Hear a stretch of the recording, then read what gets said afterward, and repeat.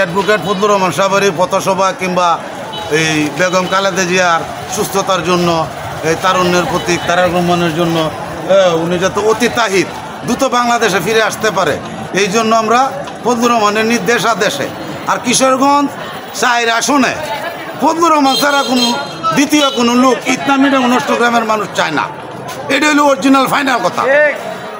শহীদ জিয়া অমর হোক, বেগম খালেদা জিয়া জিন্দাবাদ, তারুণ্যের প্রতীক তারেক রহমান জিন্দাবাদ, ফজলুর রহমান জিন্দাবাদ। কিন্তু কিশোরগঞ্জ 4 আসনে ফজলুর রহমান ছাড়া বিকল্প কোনো ইতনামিটা 19 গ্রামের জনগণ চায় না। আজকের যে মিটিং হয়েছে আপনারা জানেন, ইতনামিটা 19 গ্রাম ফজলুর রহমানের দল থেকে বহিষ্কার করার জন্য আমরা তার জন্য দাবি জানাচ্ছি জোরালোভাবে যে অ্যাডভোকেট ফজলুর রহমান ইতনামিটামনের মাটি, অ্যাডভোকেট ফজলুর রহমানের ঘাঁটি। ফজলুর রহমান ছাড়া আমরা জানি না, আমরা বুঝি না, দলমত নির্বিশেষে ফজলুর রহমান, ফজলু ভাই যেখানে আমরা আছি সেখানে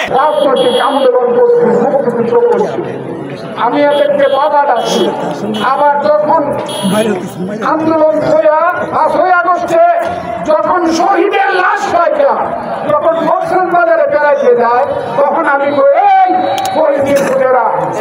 এত হাজার হাজার মানুষ মারলে যে তরিকার নাম হলো আহলে সুন্নাত ওয়াল জামাত, যে তরিকার নাম হলো সুফিবাদ, যে তরিকার মূল আউলিয়া হলো হযরত আব্দুল কাদের জিলানী, খাজা মঈনুদ্দিন চিশতি, হযরত শাহজালাল, শাহ পরাণ, শাহ মখদুম, কল্লা শহীদ, যে সুদারা সব আমি সেই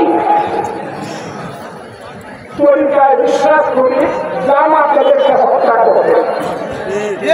এমনকি তাদের লাশ খবর থেকে 2-3 দিন আগে পুরাই দিচ্ছে। সেই কারণে জামাত বলে আমি নাকি ধর্ম বিশ্বাস করি না, আমার জামাত আমি আল্লাহর কাছে চাই না। আল্লাহ, আমি যদি ধর্মের সত্য পথে আছি, আল্লাহ রসুল কোরআনে বিশ্বাস, শত ইন্টারভিউ দিচ্ছি, আপনাদের সন্তান সাধারণ মানুষ আবুল হোসেন, আলী আবুল হোসেন, কৃষকের সন্তান ফজলুর রহমানকে এখন সারা দুনিয়া দিবে, সারা দুনিয়া। এইটা কিন্তু অনেকের হিংসা আছে।